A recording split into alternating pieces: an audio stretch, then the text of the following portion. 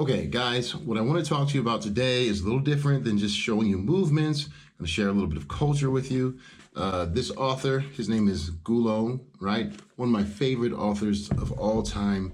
I tried to translate a lot of his books before for the company. They're basically like Chinese anime. I mean, they're written in the 70s, super awesome. I've read hundreds of his books, and I want to share them.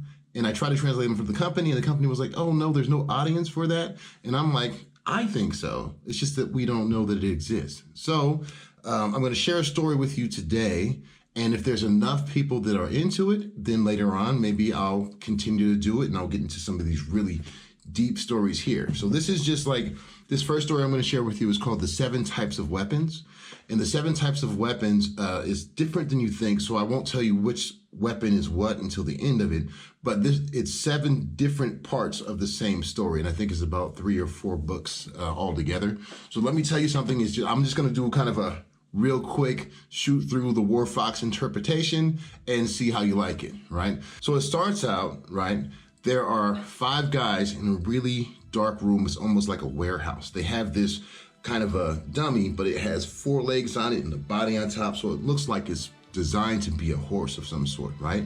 And then one of them runs through and then cuts the bottom of one of the back of the legs of the horse, and the other person comes through with a rope and pulls on the very front of it, and another guy comes and stabs with the spear through, and then the last guy comes and cuts off the head, right? And the head drops on the ground, and they look at each other and they're like, okay, that's good. Let's do it 20 more times, right? So you know that they're practicing over and over. Next day, there was this emperor that is coming into town riding on a horse. He's surrounded by his guards that are, everybody's there. You know, he's a very important guy. I think he's some kind of kung fu master in addition to being just an emperor. And the guys all position themselves. They wait for him to get in position. And as soon as he does, boom, they do the same thing that they've been doing, you know, hundreds of times the weeks beforehand.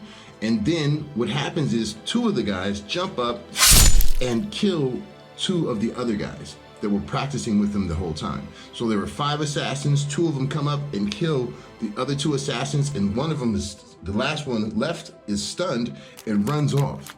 And you found out that that emperor actually had hired 2 of the assassins within that group of 5, right, to protect him and basically infiltrate those assassins to figure out who was gonna kill him and when.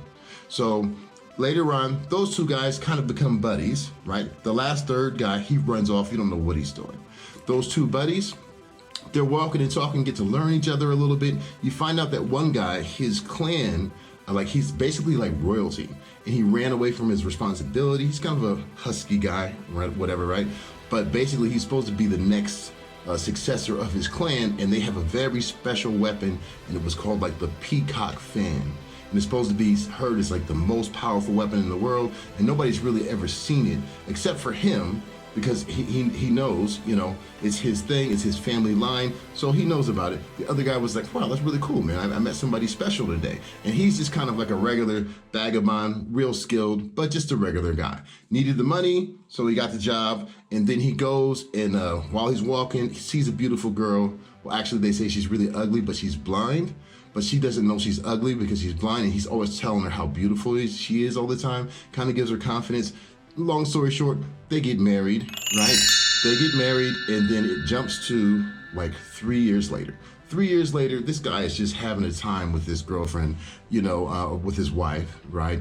They're living it up, but something strange starts happening around the house. So there's like these weird like rapping sounds in the window. You know, they have some kind of dolls around the house, and sometimes they're like missing their heads. You know, it goes like a week period, and they start hearing this voice, and it's just like, you forgot about me, and I know you haven't been training this whole time. I mean, basically the whole speech, like, this guy is just creepy. That third guy who got away has come back, and now he's basically like haunting this guy, you know, walking around his house. They go out looking for him, but he has real good stealth, so they can't find him, you know. So he starts getting kind of nervous because he knows, like, I haven't been training all this time. I've been sitting here, you know, with you. I haven't tried to, you know, work or do anything. So he's getting really nervous. And he's thinking, like, he knows this guy's about to come in and deal with him, you know? And he's thinking, like, before this guy comes in, I need to figure something out. I need to go find my friend and get that that Peacock fan. If I get that weapon, no matter what this guy is doing, I can totally get him, right? So, so he flees, and as soon as he flees, that guy comes into the house and basically is like holding his wife for hostage. He's just basically like, you know, I know your husband's gonna come back. When he comes back, I'm gonna kill him, right? I'm gonna kill everything, you know, that you guys love and all your family for what you did to me. You humiliated me and my clan, you know, of assassins. So while he runs off, he eventually, you know, goes through everything. He eventually runs into his friend from before who had that Peacock fan. And he's like, hey man, I really need you to do me a solid. I need that fan. It's super important, right? I need to protect my family. And the guy, of course, is resistant. Like, this is a thing. This is like royalty. Nobody even sees this fan. You know, he's like, please, you got to do it. Basically, he gets it from him. Once he gets that fan from him, right, he runs back to the house, and now he's like smiling. He sees his wife held hostage, and he walks in, you know, and he pours a cup of water. And he just drinks it, you know, sits down. He's chilling and leans back on his couch, right, you know, in front of the table. So now that he has this fan, he knows that no matter what happens, he's gonna be able to deal with this guy, right? And the guy is confused because his complete demeanor has changed. He's gone from like one way, and now he looks like he's like, you know, ready. He's not scared anymore, you know? And the guy's even saying it. He's just like, hey, you know, he's talking to the assassin, the other assassin. He's like, you know, I could kill you anytime I want to. I'm gonna take my time with you. You know, I'm gonna sit there, I'm watching you, I feel like you're pathetic. You know, you come in my house after all this time. I mean, what have you been doing with your life? You know, you're pathetic. You come over here, you think you're gonna beat me or whatever, you know? So he's talking trash. The other guy's getting like really angry, you know? He's so angry that he just charges at him. As he charges at him, right, the guy, he doesn't even have time to reach back and get his fan, but there's a spear on the table. He tips it back, and the guy stabs himself right on top of the spear, right? Dies, story's over.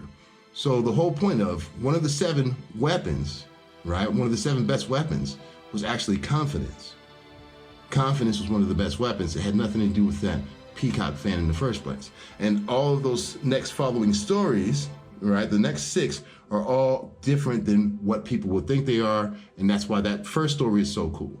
This story is different. They're all different. They're all completely different. Like I said, there's hundreds of them. If you guys like that kind of a story, if you think it's cool, if it's something you want more of, please hit the like button, follow, subscribe, whatever you're gonna do. And if I get enough people who are interested in it, because this is not like the easiest thing in the world to translate, let me tell you that, right? You know, but I'll keep telling you guys these stories. That way that the American Western audience doesn't have to be left out of this really cool generation.